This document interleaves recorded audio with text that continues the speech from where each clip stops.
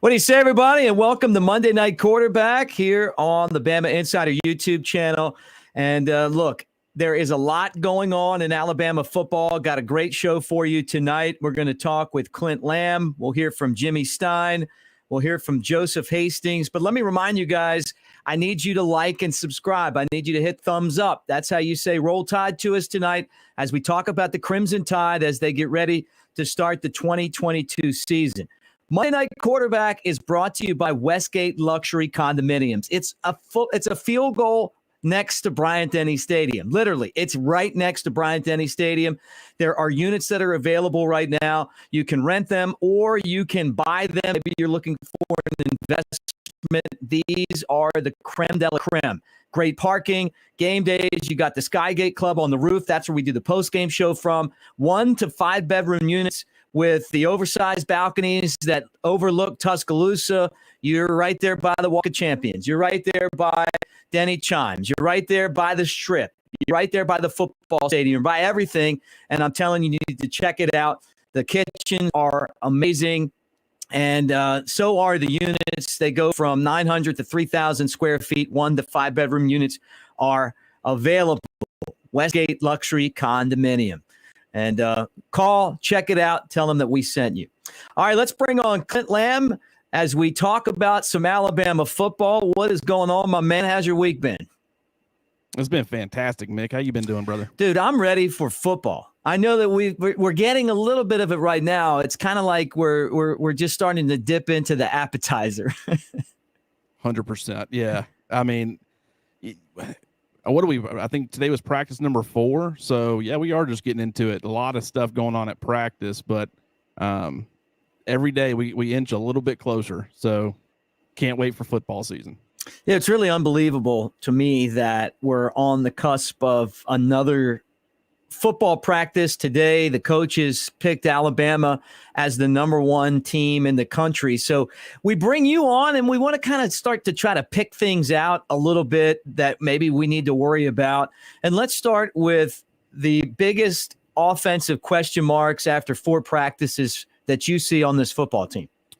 Well, I guess it's similar to the 4 questions or the top questions going into fall camp, right? I mean, I don't think a whole lot's changed. It's going to be the offensive line. It's going to be wide receiver. Certainly that's something that people need to be keeping an eye on. I think right now they're cross-training guys all over the place. I mean, we've seen Amari Kite working a little bit at left guard with the second team. I think today, if I'm not mistaken, I think we saw Kendall Randolph working with the second team at left guard. You had, Seth McLaughlin and Darian Dalcourt both working with the first team at center. You have, Tyler Stein and, Kendall Randolph and Amari Kite, all those guys working at left tackle.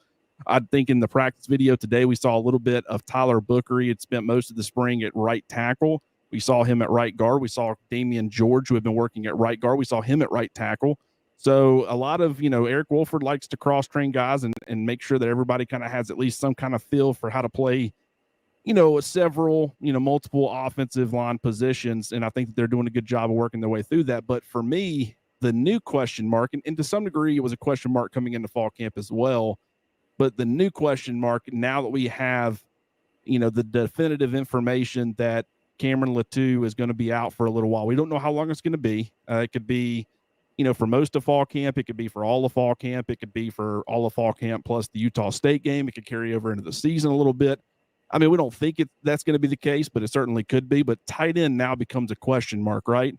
And I don't think it's as important as wide receiver, or the offensive line. But I think it's worth mentioning because Cameron Latou and what he did for Alabama's offense, I think there's 3 areas where you need to look at maybe trying to replace him, right? I think you need to look at the blocking aspect of it.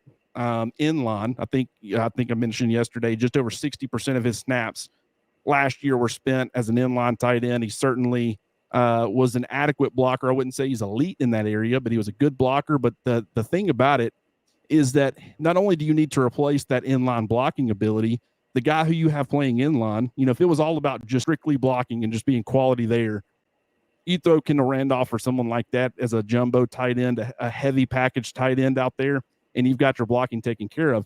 What you want is a guy who can, get the job done as far as being a blocker, but also can pass catch a little bit. You know, you don't want to be too telling to opposing defenses, right? So, you know, a guy like Robbie Ute, certainly, I think that he was going to be a part of Alabama's game plan there, you know, regardless of what happened with Cameron Latou. I think he was going to be playing some inline. I think he was going to be catching some passes, blocking a little bit. But I also think Miles Ketzelman could maybe work into that mix as well.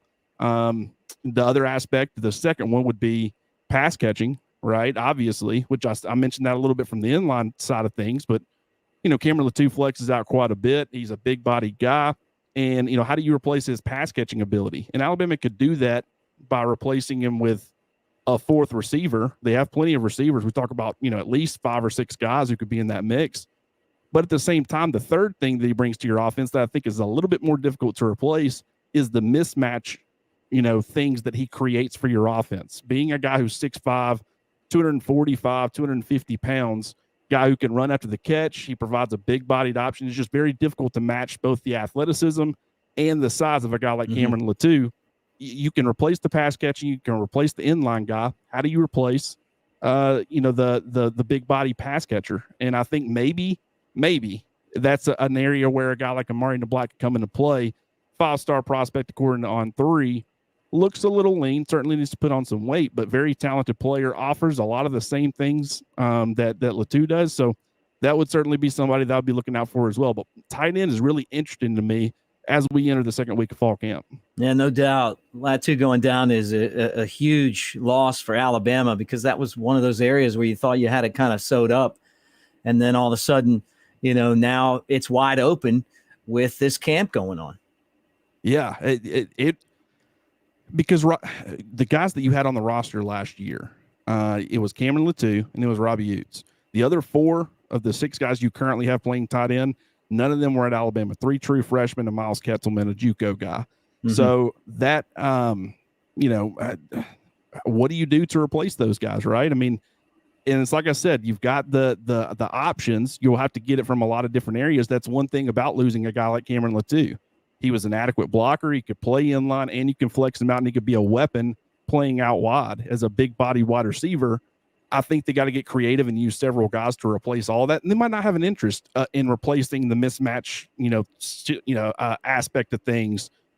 If Amari Black's not ready to play, they're not going to force it and throw him out there anyways. They'll just put a fourth receiver out there. They'll have to kind of adjust, and they should be, fine. But at the same time, I know Nick Saban in the past, he's talked about how important he thinks, having that tight end presence who can do or be that mismatch in the passing game, what that can do for your offense. And so I think that if Amari Black can prove that he's ready to contribute, he'll certainly, find himself in that mix because he can fill that specific void. Guys, thanks for hanging out with us on Monday Night Quarterback, presented by Westgate Luxury Condominiums. I see you guys in the comment section. Jersey Dolphins, good to see you again. Sean in Huntsville, my man, what's going on? Big Buck.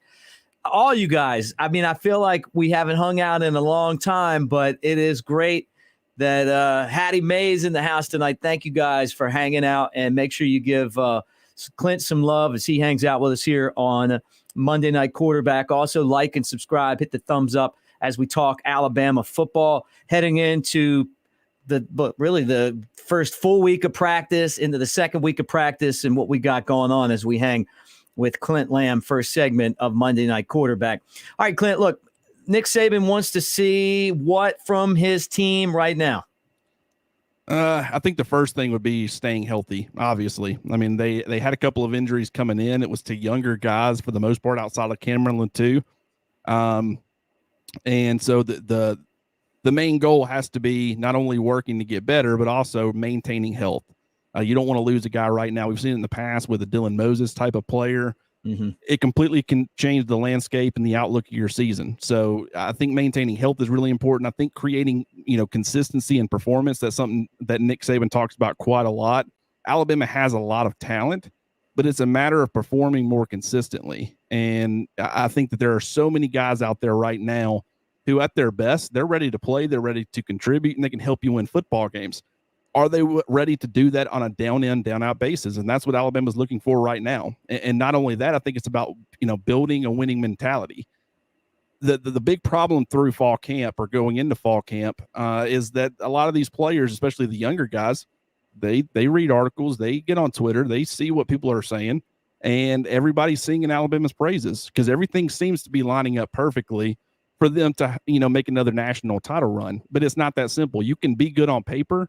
You've got to be able to execute and do the things that you need to do on the field to actually fulfill those expectations. And I think that that's something that Nick Saban is hopefully getting out of these guys. I know it's something that he expects, is to not buy into all the good things that people are telling you, the rat poison, as he likes to call it.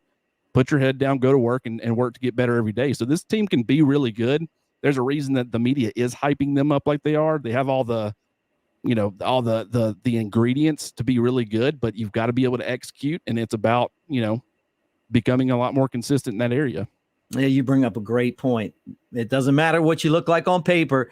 It's what you're able to go out there and execute on the field. And, Nick Saban, Clint, he's been the best I've ever seen at taking a team like this that comes in so hyped up. I mean, they're the number one team in the country. And honestly, I feel like it's Alabama and everybody else, but you've got to be able to perform that way as well.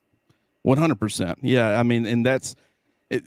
The meeting expectations, the fact that Alabama has been able to do that as long as Nick Saban has been able to, because it's different teams. It's in an NFL team where you get a core group of guys and you're able to keep them for a decade.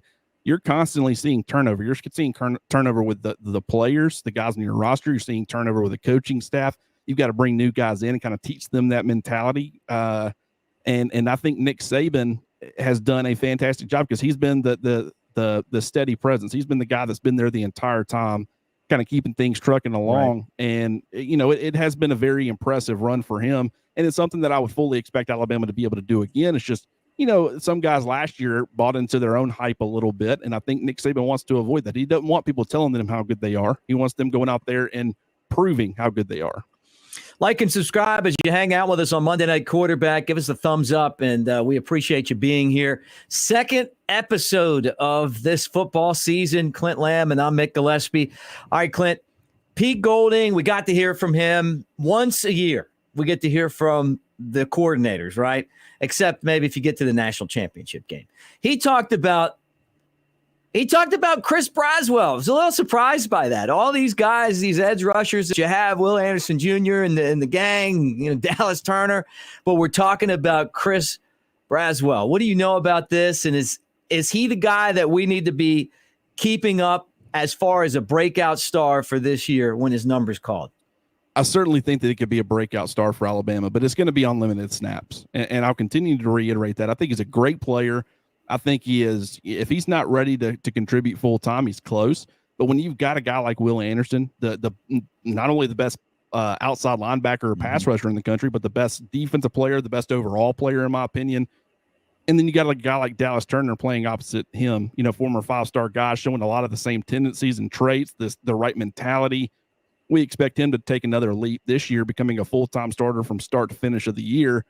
There's only so many snaps that are going to be able to go around for a guy like Chris Braswell, because Alabama, a lot of times, I call it a 3-3-5 defense. It's really, a 4-man front, but it's 3 defensive linemen, 3 linebackers, and 5 defensive backs.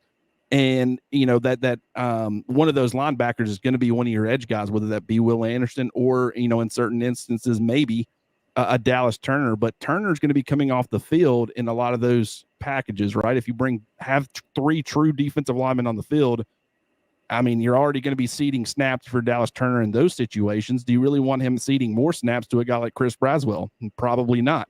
Do you want him, Will Anderson coming off the field at any point during a football game? If you can help it, no, absolutely not. So I think in a lot of situations, Chris Braswell is not going to be, I think last year he played like 114 snaps. I wouldn't be shocked if he was somewhere in the, 200 snap range, or maybe 250. Which, isn't a ton when you think about it, but at the same time, he's a very efficient player. Last year, his pressure rate, I want to say he had something like 11 pressures in those 114 snaps. That is up there in the same tier and category as far as pressures per snap as a Will Anderson. So he's very efficient as a pass rusher. If he can play and be efficient on those snaps, then I could see him racking up. I wouldn't say he's going to rack up 7 or 8 sacks and, 200 snaps necessarily, but I could see him racking up 3 or 4 and putting pressure and creating,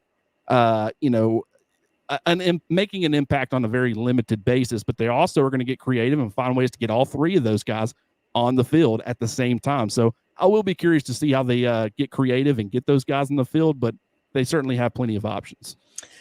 How do you manage defensive linemen? You know, when you're talking about keeping Will Anderson in so much and you want Dallas Turner in, and then, you know, you have a guy like Braswell. How do you manage those guys to be able to keep them fresh for the fourth quarter, but yet not take them out of the game where they're missing snaps and maybe missing opportunities to be a game changer?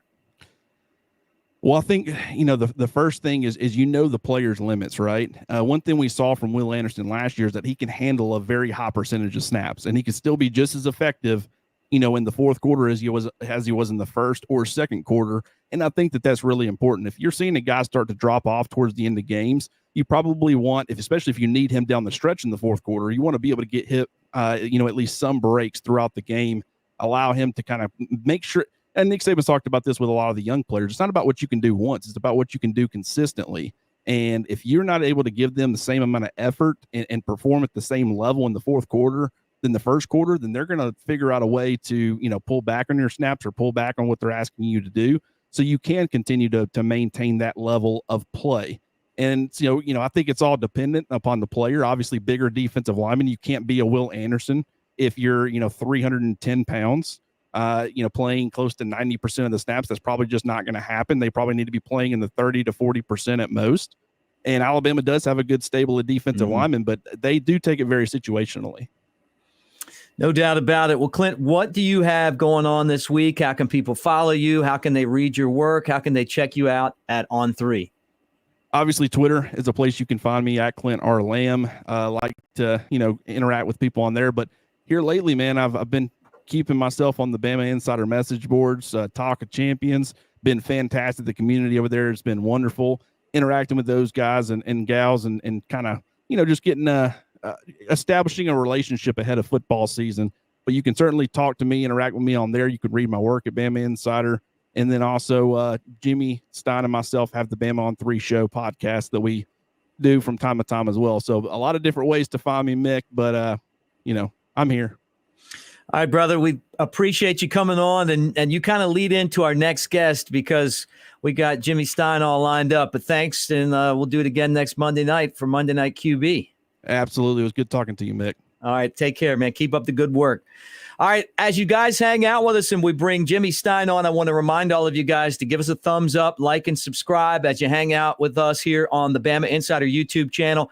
I saw on the message board, our goal is 100,000 subscribers, and we're not that far away. But you guys have made this the hottest, best spot for Alabama football coverage on the web, and we appreciate you so much. And now that we're with On3, I mean, that's like when Hulk Hogan joined the NWO, man. I mean, like this thing has really come together, and you guys are a huge part of it. So please like and subscribe, give us a thumbs up, tell your friends about it, share, and we appreciate that.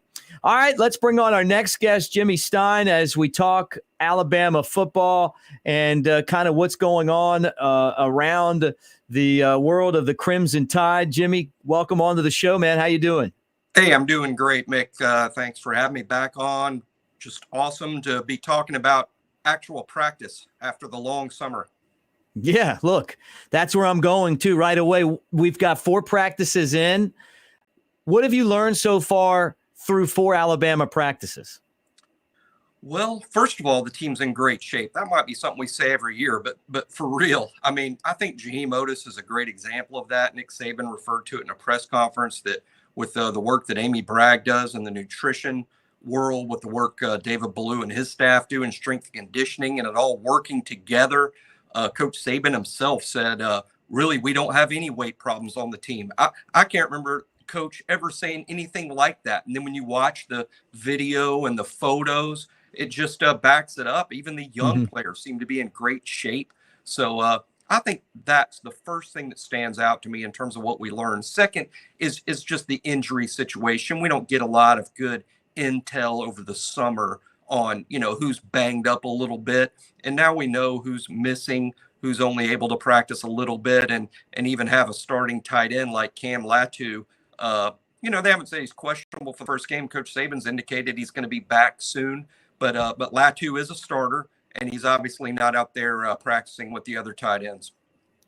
Right. And there's no Billingsley this year, who I don't think anyone was sad to see go.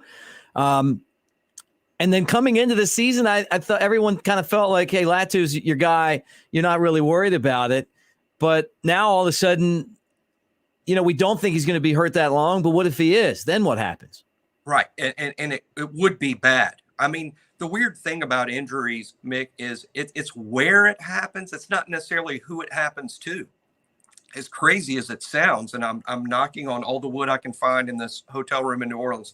I'll knock on some right here. I found there's some wood on the shelving here. If something happened to Dallas Turner, you have Will and Chris Braswell. If something happened to Chris Braswell, you got Will and Dallas, right? Well, if something, if Latu can't go, it's real problematic. I mean, there's not another veteran proven player. You're going to be really dependent on a young player who hasn't played. Yet with Latu out there, he's kind of the glue guy, right? If Latu's there and you need more blocking, then Latu stays there, but you put in somebody like Kendall Randolph, you put in somebody like Robbie Oost right next to him, and now you've got a strong blocking group. If you're going to throw the ball and you want to utilize the tight end, Latu stays in there. Maybe you bring a freshman like Amari Niblack off the bench, and Niblack's an extra receiver option. So with Latu as the glue guy, tight end can be a real strength for the team, I feel. But if he's out, now you're completely dependent on Oost being an every down player. Niblack maybe playing before he's ready. Miles Kitzelman, the JUCO tight end, playing before he's ready. Right. Playing too big a role before they're ready. So Latu is to me is one of the more valuable kids on the depth chart, because it's a big problem if you lose him. If you lose Jordan Battle, who's probably going to start at safety the next week, Brian Branch, and they'd be okay, even though Battle is an All-American candidate. So it's not how great the player is that you lost; it's who's replacing him. That's the big problem. How long until we'll start to hear some tidbits from Alabama practice on tight end? I remember last year, Georgia had the transfer tight end. He was supposed to be the big guy. And then all of a sudden you start hearing out of practice, hey, we got this freshman, and this freshman's the guy. I mean, it started before the season, and obviously they don't win the national championship without their tight end. How long do you think it would take Alabama or us to kind of start getting a feel on what these guys are doing besides Latu in practice? Yeah, Mick, I think it's going to take the scrimmage this upcoming Saturday, the first scrimmage. There's two big scrimmages in the fall. The first one is this upcoming Saturday. Obviously, they don't release stats. It's not something that's televised. You sort of have to have some intel out there, and we'll do our best at Bama on 3, at Bama Insider to get that for you guys. But I think it takes a scrimmage situation. I think usually, Mick, it takes a scrimmage situation for it to be determined who's going to be in the lineup. There's only so much you can do in a drill. You're running tight end drills, blocking drills. It's not like the tight end coach and Nick Saban to get together and say, hey, based on how they did on this drill, we're going to put Kitzelman in the number 1 spot. That's not normally how that works. What normally works is you play a game type situation, and whoever plays the best against good players in that game type situation, then they win a spot. So I think it's going to take the first scrimmage this Saturday, followed by scrimmage number 2 the following Saturday. That's going to really determine the pecking order in my mind. Guys, give us a thumbs up as you hang out with us on Monday Night Quarterback. That is your way of saying Roll Tide. Share with your friends, like and subscribe. We're trying to get to over 100,000 subscribers, just like there's over 100,000 seats at Bryant-Denny Stadium. He's Jimmy Stein. I'm Mick Gillispie. Jimmy, let's stick with the offense right now. Give me your thoughts on Bill O'Brien, second-year offensive coordinator, a guy with a ton of experience. We actually heard from him earlier this week. Yeah, I'm a fan. I mean, I realize that some aren't. They point to some play calling. I'm one of those that I don't get too upset about play calling. I mean, I get upset about execution of those plays. I have a lot of confidence in Bill O'Brien. That's what I'm saying. If Bill O'Brien left Alabama, Mick, he would be potentially hired by any one of 32 NFL teams to be an offensive coordinator. He could potentially be the head coach at numerous Power 5 programs. Obviously, Bill O'Brien has a big-time reputation in the football world. I think some Alabama fans don't like some of the play calling. But let me tell you, he can also get a little creative. I watched just earlier this week, Mick. I was watching, it was an SEC championship game in Atlanta. And no, it was the Cincinnati. Cincinnati wasn't great against the run all year. We felt we could run the ball. On the second snap of the game, which was going to be a run period, they come out normal personnel, but who's at left tackle? Cam Latu. Guy we're just talking about. Latu lines up at left tackle, and Evan Neal lines up at tight end, but he lines up right side. And then Brian Robinson runs behind the right side, which now features an Evan Neal at tight end. And I know that's not the creativity. Fans, a lot of fans, they don't think it's creative unless there's a razzle dazzle and a triple reverse with a wide receiver throwing the ball back to the quarterback. No, that run play was really creative. It was a way to put your best players in the best spot to be successful. And I think Bill O'Brien does a really good job with that. And now that he's had a year working for Coach Saban, now that he's had a year working with Bryce and some of these other guys, I think we'll see an even better Bill O'Brien here in year 2. And I think really we're lucky to have him. He could have easily gone back to the NFL or taken a head coach position somewhere else last year. And this could be our final year with Bill O'Brien. I mean, he's going to get another big time opportunity sooner or later. Yeah, and we heard from him this week. He said he really likes working with Nick Saban. So, who knows how long he's going to be back in the future, but he's here this year. What are you looking for when you watch this offense moving forward? I would like to see Bryce, believe it or not, Bryce can improve. That sounds hard to imagine because he won a Heisman Trophy just as the player is, but I think Bryce can improve in some pre-snap reads. They give Bryce a lot of leash. That's not inside scoop. As a matter of fact, I was watching one of the broadcasts last year. Todd Blackledge was talking about it. Jordan Rogers talked about it during a SEC Network broadcast too. We do a lot of what's called run pass tags, which means every play that's called, every pass play that's called has a run tag, meaning Bryce can switch it to the run that's part of that play. And they gave Bryce all that leash last year. I think Bryce can improve in terms of what he sees pre-snap. I think he can improve what he sees post-snap in terms of making decisions. I would like to see Bryce a little more aggressive with his legs because it's such a good weapon. He ran a 4.50 this spring for scouts when they do the pro day stuff. He can really, really run. And I know we don't want him hurt. I know he doesn't want to get hurt. I know he doesn't want a reputation heading into the draft as, hey, this guy will just pull it down and take off. He wants to be known as, no, this guy's a great passer that goes through his progressions. But it's such a weapon that Bryce is so fast. I would like to see him more aggressive, but also smart about when, not taking the hit, getting to the ground, getting out of bounds, but just being more aggressive with his legs and having that part of his decision-making process. Hanging out with Jimmy Stein on Monday Night Quarterback on the Bama Insider YouTube channel, part of the On3 Network. I'm Mick Gillispie. One last question for you. I'm going to switch gears, talk a little defense, and I want your opinion on this year's inside linebacker room. Right. Well, Henry To'o is a quality player. I think he's as good as you'll find at doing what he does in college football.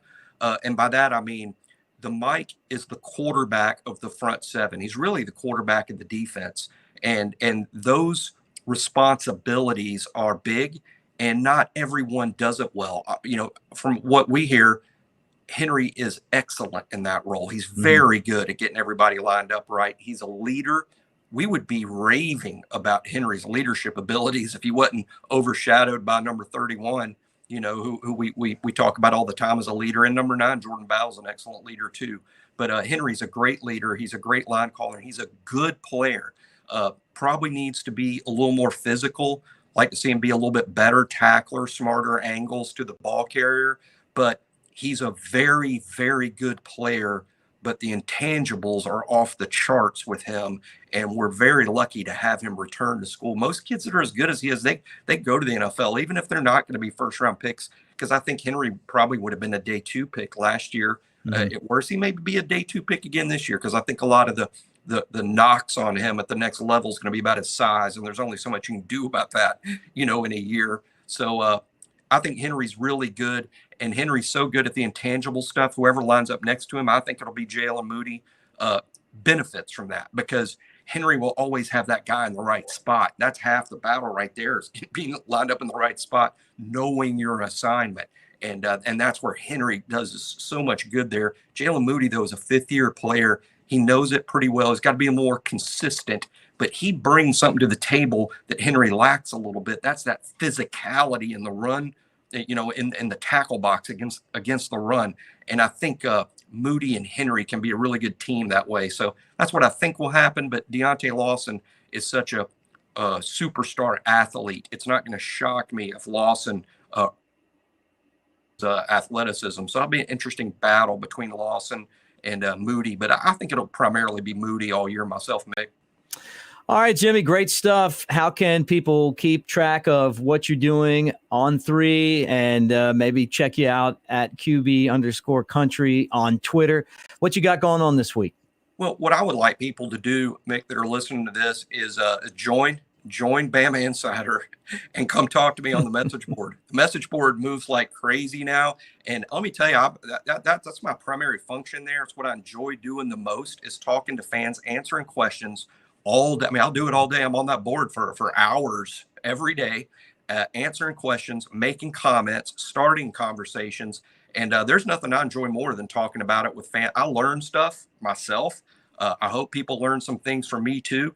I honestly believe, and I've seen all the message boards. I'm not talking about our competitors. I'm just being honest when I say I think we have the highest level of football discourse out there. And what I mean by that is there's some good, real football conversation on that board. So I think people should join and come talk to me about Alabama football on that message board.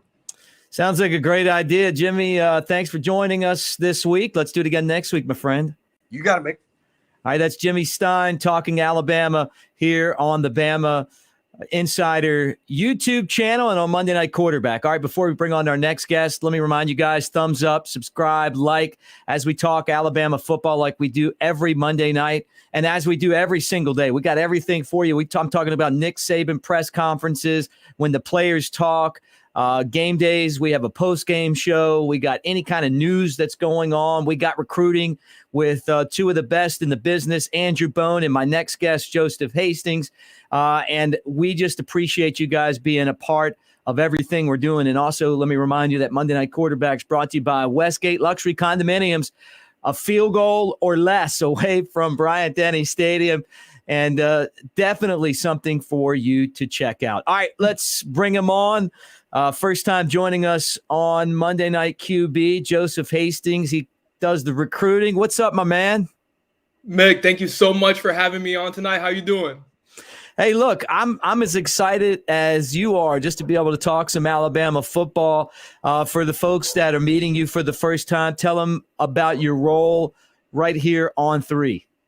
Absolutely. So, just a little bit of background on myself. I covered the Florida Gators from 2017 to 2020. I also covered the Ohio State Buckeyes shortly afterward, before moving on from Rivals to On 3, where I started covering the Clemson Tigers. And earlier this year, I was presented with the opportunity to cover the Alabama Crimson Tide. And it was honestly a chance I could not turn down. And I've enjoyed it ever since. The community has been super welcoming to me. I cover recruiting for Bama Insider, alongside Andrew Bone, as you mentioned before. And it's just been awesome to be a part of the Alabama Crimson Tide community and, just interact with the fans and see what they have to say on a daily basis. It's been incredible. And, I've been enjoying it thus far. Yeah, it's great to have you with us tonight and joining us here on Bama Insider and part of On 3. We really feel fortunate to have you and Bone both, man. Like, what a combo out there doing the work. And you actually had an opportunity to talk with Rueben Bain today. Tell us about that interview. How did everything go? Yeah, so first off, Rueben is just an excellent kid. We always get wrapped up in the recruiting side of things and which schools they're going to go to, what their top 5 looks like. But this is just a great kid, very humble.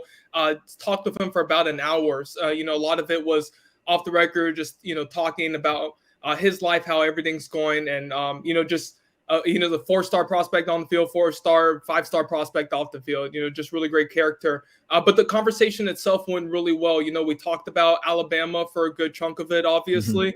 Told me about his previous trips to the school this year, took an unofficial as well as an official visit last month.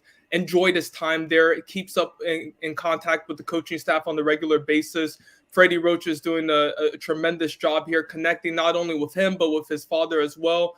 With his family, making sure that they're communicating, and it's not necessarily a forced relationship. It's gone beyond football, and it's just talking about life in general, life on and off the gridiron, preparing for his 2022 season, his final year at Miami Central High School. So Coach Roach is doing a great job there. And then Travaris Robinson coming over from Miami staff to Alabama. They've been able to keep that relationship going. And once again, that's another relationship that's gone beyond football.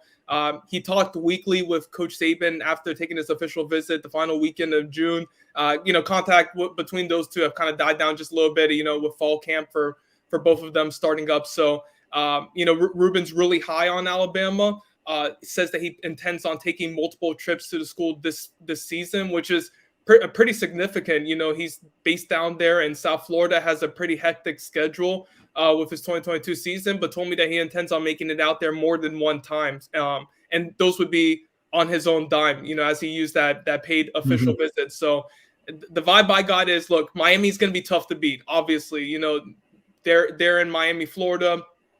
The connections to the school and things of that nature are going to be tough to overcome. But Alabama, I think, is best position, and Bone feels this way too.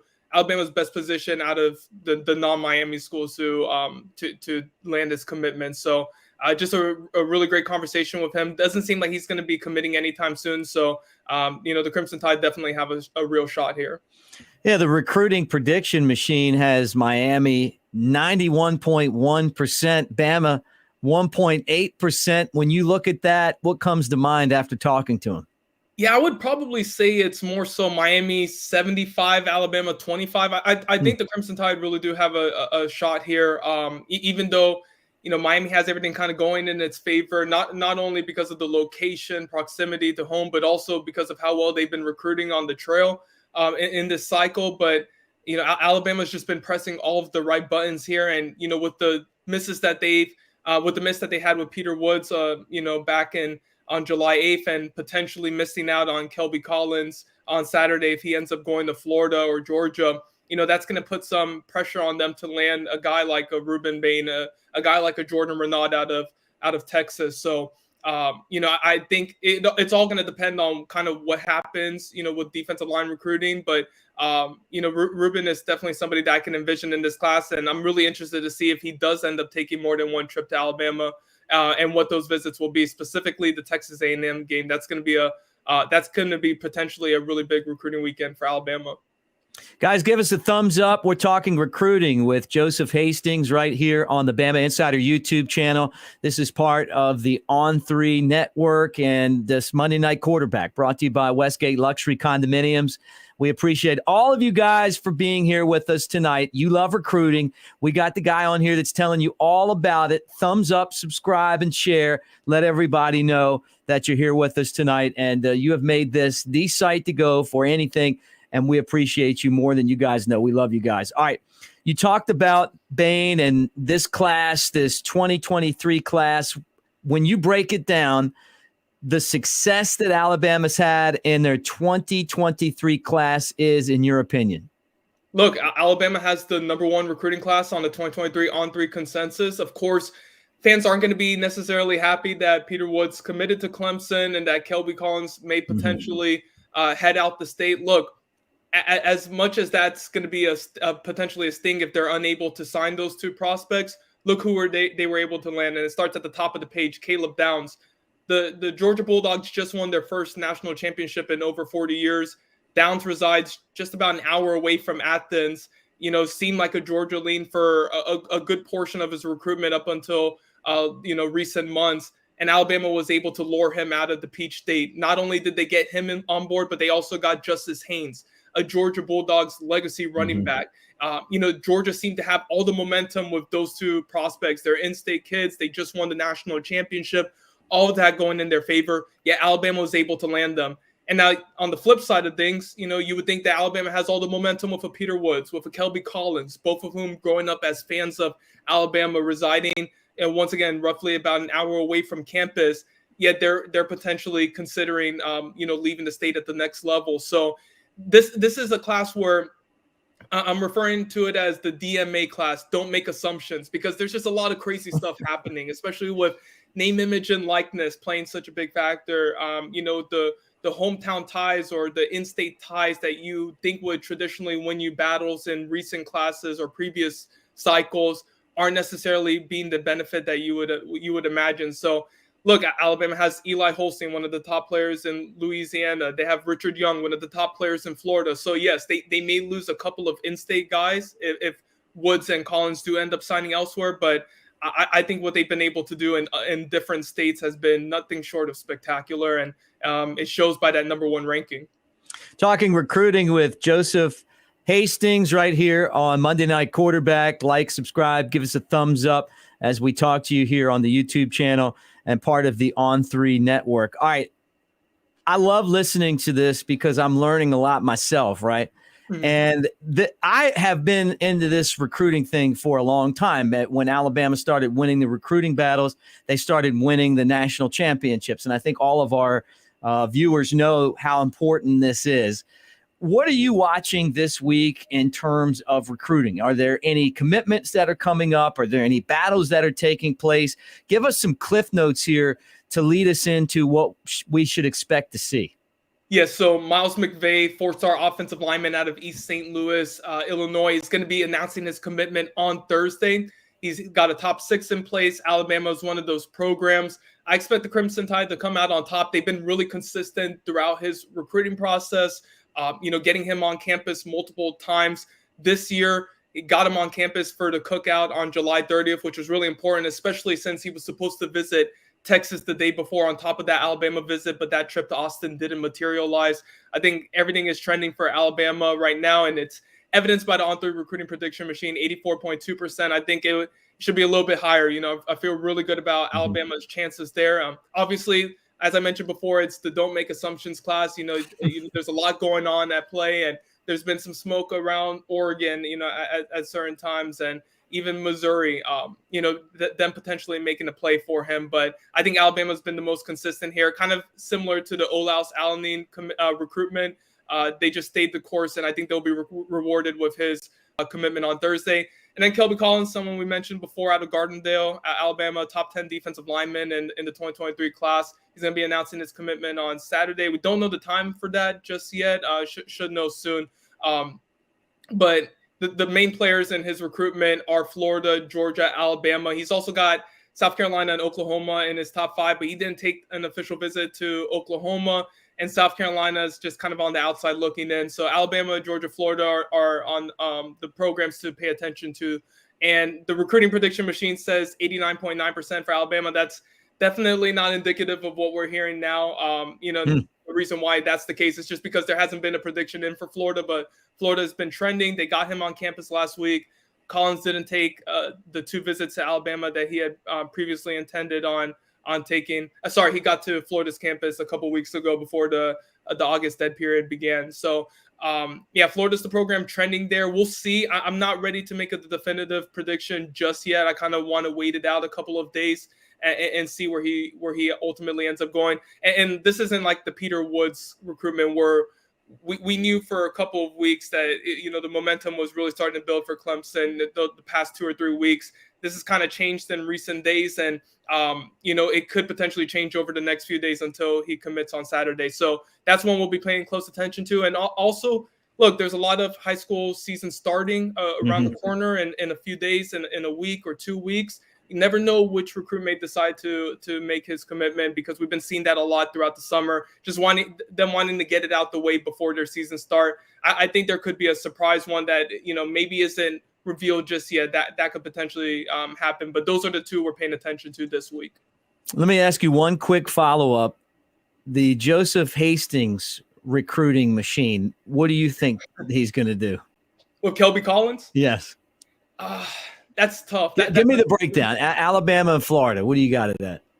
I would probably take Florida right now. Just if he had visited Alabama one of those 2 times, he had planned on going there, Tuesday and Thursday, the week before the dead period happened.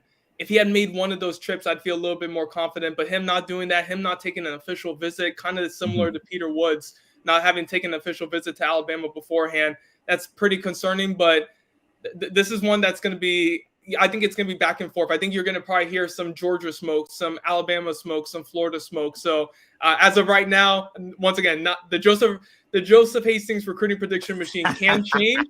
It is fluid, but I would say Florida right now. I'd lean Florida right now.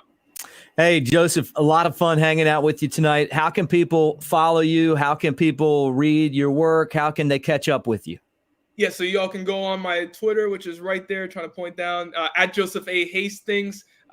There's an A between the Joseph and Hastings. I've been trying to message the Joseph at Joseph Hastings to get his Twitter handle. But for now, it's Joseph A. Hastings. And then you can also read my work, Andrew Bone's work, Jimmy Stein's work, Clint Lamb's work on Bama Insider, providing a lot of great coverage, running a fantastic deal, $1 for a year. So be sure to check us out. We'd love to join us love for you all to join us on the Talk of Champions message board. Hey, great stuff. And let's do it again next Monday. Absolutely. Looking forward to it, Mick. Thank you. All right. Thank you, Joseph Hastings. And thank you to all of our guests on Monday Night Quarterback tonight. Great conversation with Clint Lamb. We talked to Jimmy Stein, hung out with Joseph Hastings. And guys, as you watch the show, man, give me a thumbs up.